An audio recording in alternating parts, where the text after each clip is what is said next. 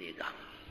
اتنا بڑا دعوت کا کام جو اللہ تعالیٰ ساری دنیا میں چلا رہے اور نہ جانے کتنا لمبا چوڑا میدان ہے، نہ جانے دنیا میں کہاں کہاں اللہ نے اس بات کو پہنچایا.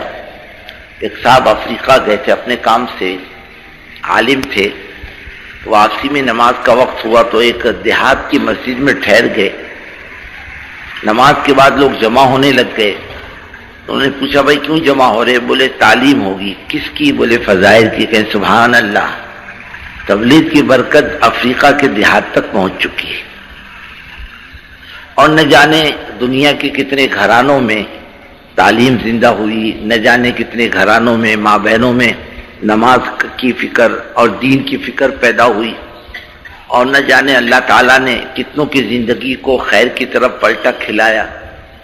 افریقہ کے جنگل میں، یورپ کے شہروں میں، ہمارے ہندوستان کی بستیوں میں، نہ جانے کہاں کہاں جزائر میں اور دیہاتوں میں اور ویران علاقوں میں اللہ کی بات پہنچ رہی. یہ سب فکروں کی برکت ہے. ایک آدمی کی فکر، ایک آدمی کی بے چینی، ایک آدمی کا درد اور ایک آدمی کی کڑھن، اللہ تعالیٰ نے لاکھوں کے لیے خیر کے دروازے کھول دیے. ہر آدمی اس وقت بے چین، نہ جانے کون کون مارا پھر رہا، کوئی بستر لے کے ادھر کوئی ادھر. اس میں غریب بھی ہے، مالدار بھی ہے، تاجر بھی ہے، مزدور بھی ہے، کاشتکار بھی ہے، فاقہ مس بھی ہے. بس ایک دھن ہے کہ اللہ کا دین دنیا میں زندہ ہو جائے، حضرت محمد صلی اللہ علیہ وسلم کا طریقہ دنیا میں زندگی میں آ جائے، یہ امت پستیوں سے نکل کر بلندی پر پہنچے. ایک دھن ہے، اور بغیر کسی غرض کے، بغیر کسی دنیاوی مقصد کے. یہ کمائی ہے. اس کے لیے میرے بھائیوں، بزرگوں، دوستوں، یہ پہلی مجلس ہے اور یہ پہلے آنے والے لوگ ہیں اور رات کو تھک تھکا کے آئے ہیں، اس میں کوئی شک نہیں. لیکن یہی چیز رنگ لاتی ہے. یہ مجاہدہ، یہ محنت، یہ مشقت رنگ لاتی ہے. دعوت کے کام میں اللہ نے محنت، مجاہدہ اور مشقت کو رکھا ہے. ایک جماعت حضرت نے مولانا الیاس صاحب رحمۃ اللہ علیہ نے کسی علاقے میں ڈالی تھی اور کہا دیکھو وہاں جمنا آنا مت تھا. وہاں سے وہاں جماعت پہنچی تو وہ لوگوں نے نکال دی. کیا یہاں سے یہ آئے مولانا الیاس صاحب رحمۃ اللہ علیہ کی خدمت میں، امیر صاحب حضرت ہم کو تو مسجد سے نکال دیا. بولے میں نہیں جانتا، جاؤ کام کرو. پھر جاؤ مسجد میں، پھر نکال دی مسجد سے. پھر آئے دوڑ کے مولانا الیاس صاحب رحمۃ اللہ علیہ کی خدمت میں. بولے میں نہیں جانتا، جاؤ کام کرو. پھر گئے مسجد میں، پھر مسجد والوں نے نکالا، کبھی ادھر کبھی ادھر، اور کہنے لگے اللہ میں کیا کروں، یہ بھی دھکا دے رہے، وہ بھی دھکا دے رہے، اب میں کدھر جاؤں. انہیں رونا دھونا تڑپنا بلکنا شروع کیا. بڑے حضرت رحمۃ اللہ علیہ فرماتے تھے ارے اس کے بلکنے نے راستے کھولے، اس کے تڑپنے نے راستے کھولے. اندھیری راتوں میں مسجدوں میں آنے کا ثواب زیادہ ہے.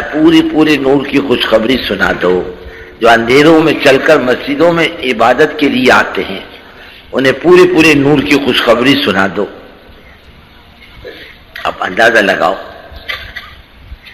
اللہ تعالیٰ محنت پر دے رہا، قربانیوں پر دے رہا، فکروں پر دے رہا، تو ہماری پہلے فکریں زندہ ہوگی اور بعد میں کام زندہ ہوگا. اور ہماری فکریں پہلے مرے گی، بعد میں کام ختم ہوگا. اس کے لیے اس فکر کو لے کر ہم یہاں اکٹھا ہوئے ہیں. ہمارا پیسہ بیکار نہیں تھا کہ ہم خرچ کر کے آئے، اور ہم بیکار تھوڑی تھے کہ ہمارے منہ پہ مکھی اڑانے والا کوئی نہیں تھا. ہم کہا چلو اجتماع میں چلو. ارے کیسے لوگ آئے ہوں گے، آپ کو کیا خبر، اور کیسی قربانیاں دے کر آئے ہوں گے. کوئی بچہ بیمار چھوڑ کے آیا، کوئی بیوی کو بیمار چھوڑ کے آیا، کوئی دکان کو تالا لگا کے آیا، کوئی چھٹی لے کر کے آیا، کوئی باوجود اپنے مشاغل کی ان ساری چیزوں سے نکل کر آیا. یہ آنے والا مجمع بڑا قربانی کا مجمع ہے بزرگ دوست. اس کے آنے کو اللہ تعالیٰ قبول فرمائے اور اس کے جمنے کو بھی اللہ تعالیٰ قبول فرمائے. ایک بات کی تو گزارش اس مجمع سے، یہ پہلی مجلس ہے، ایک تو جمنا سیکھو. پرانوں کا مجمع ہے، جب یہ یہاں نہیں جمتا سمجھو یہ اپنے علاقے میں نہیں جمتا. اس کا ثبوت ہے، یہ اپنے علاقے میں کام نہیں کرتا۔ ایک دفعہ حضرت جی رحمت اللہ علیہ ایک ہماری یہاں آئے ایک علاقے میں، مستورات میں بیعت طے تھی حضرت کی، حضرت نے بیعت فرمائی، مستورات میں دعا کی، اور باہر آ کے گاڑی میں بیٹھے تو ایک ساتھی حضرت کے پیچھے پڑ گئے، حضرت میرے گھر بھی چلو۔ حضرت نے فرمایا کیوں؟ بولے حضرت میری یہاں بھی عورتیں جمع ہے بیعت کے لیے۔ فرمایا یہاں کیوں نہیں لائے؟ نہیں، بولے حضرت ایسا ہے ایسا ہے ایسا ہے، زبردستی حضرت کی گاڑی میں گھس گئے۔ حضرت نے فرمایا ایسا کرو میں اتر جاتا ہوں، تم بیٹھ جاؤ۔ نہیں بولے حضرت آپ بھی بیٹھو میں بھی بیٹھتا ہوں۔ حضرت نے ایک عجیب بات کہی، کہنے لگے کام کرنے والوں نے تمہارا دماغ خراب کر دیا۔ پتہ چلتا ہے کام کرنے والے تمہارے گھر میں کھانے کے لیے آتے ہیں، اس لیے تم اپنی منوانے پر آتے ہو، تمہیں مانے کا جذبہ نہیں منوانے کا جذبہ ہے۔ بڑے اب بیماری فوراً پہچان لیتے تھے۔ تو پرانوں کا نہیں جمنا اس بات کی علامت ہے یہ اپنے مقام پر بھی نہیں جمتا، اور پرانا کا جمنا اس بات کی علامت ہے کہ یہ اپنے مقام پر بھی کام میں جمتا ہے۔ اگر یہاں بات سنتا ہے سمجھو یہ اپنے مقام پر بھی بات سنتا ہے، اور یہاں بات نہیں سنتا سمجھو اپنے مقام پر بھی بات نہیں سنتا۔ اب جب سنے گا نہیں تو جا کر کرے گا کیا؟ اور بزرگوں ایک بات سمجھ لو کہ ہمیں کچھ نہیں آتا، ہمارے لیے جو دن ہے وہ پہلا دن ہے کام کے اعتبار سے۔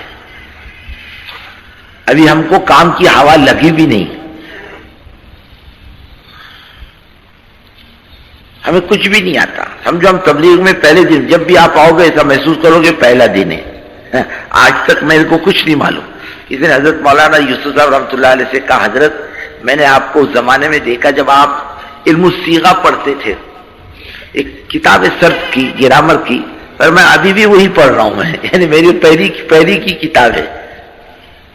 نہ جاننے کے مزاج سے چلنا آدھا علم ہے، اور میں کچھ جانتا ہوں مجھے سب کچھ معلوم ہے، یہ خطرے کی گھنٹی ہے۔ اللہ کو یہ بات پسند بھی نہیں آتی کہ میں کچھ جانتا ہوں۔ حضرت موسیٰ علیہ السلام جیسے نبی کہیں بات کر رہے تھے، کسی نے کہا ہے اللہ کے نبی اس وقت روئے زمین پر سب سے زیادہ عالم کون ہے، جاننے والا کون ہے؟ فرمایا میں۔ بس اللہ کو یہ بات پسند نہیں آئی، تم نے کیسا کہہ دیا کہ میں؟ پھر جاؤ ہمارے ایک فلانے بندے کے پاس، یہی علامتیں ہیں، جا کر ملاقات کرو، ان کے ساتھ رہو۔ ٹھیک ہے اللہ کا حکم ہے، حضرت خضر سے جوڑی کر دی۔ حضرت خضر نے کہا میرے ساتھ رہنے کی ایک شرط ہے۔ بولے کیا؟ جو کچھ ہوتا ہے دیکھتے رہو، بولنا مت۔ تم نے بولا کہ تمہاری ہماری